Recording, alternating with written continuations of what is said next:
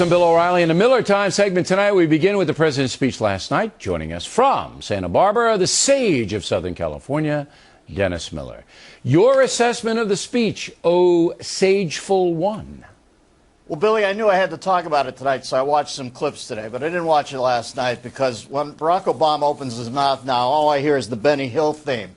I know that Lurch earlier in the week said our reaction was going to be unbelievably small, Lurch Carey said. And I was thinking, what are they going to do? Shut down guided tours for students at Bashar Assad's residence?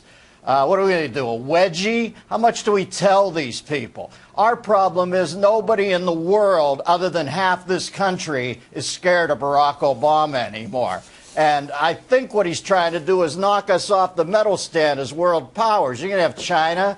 You're going to have, re-Putinized Russia. You're going to have Iranians with a nuclear weapon. We're not even the bronze anymore.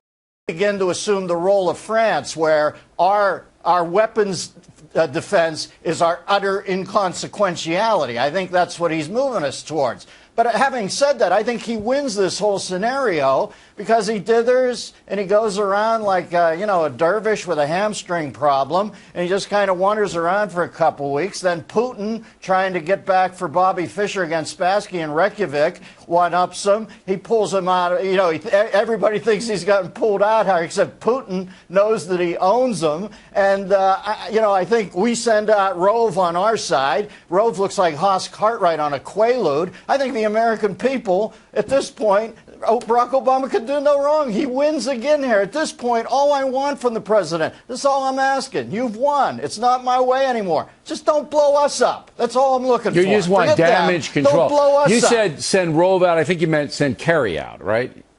No, I'm saying, they do anything they want, and then our guys are Rove, and I always look at Rove and I think, God, it's Dan Blocker on a muscle relaxant or something. We're not making our case. This guy wins. The people who dig him think this is... I agree. This isn't doing any good for anybody, but I think President Obama is losing a lot of credibility among those who like him. Not guys like you who are very skeptical. All right, now, I got two football stories. I don't at all, Bill. Wow, I got two football stories, and Miller and I, we always discuss football, and we're football guys. Now, this is Notre Dame, Michigan. Michigan beat them, all right? Halftime, Brent Musburger.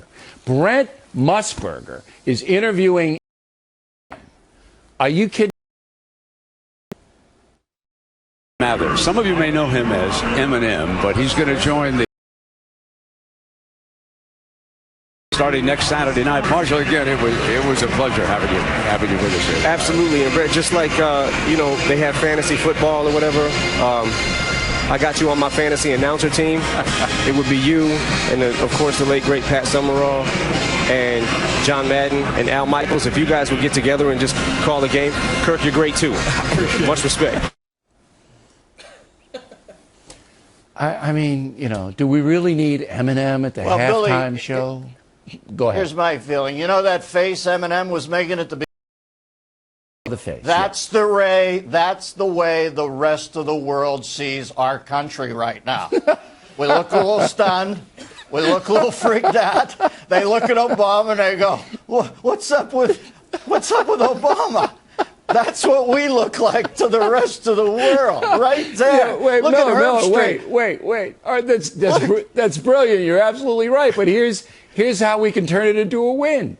Let's send Eminem over to negotiate with the Russians in Geneva. Well, forget about Kerry. Put Eminem in there.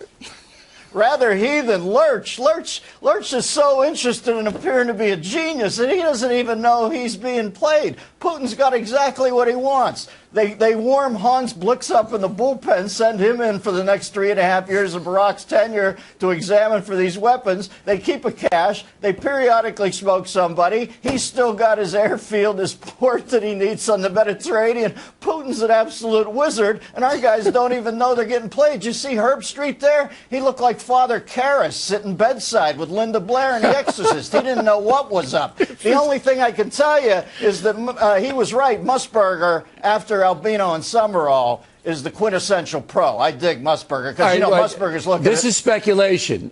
Do you think Musburger even knows who Eminem is? You haven't? No. No.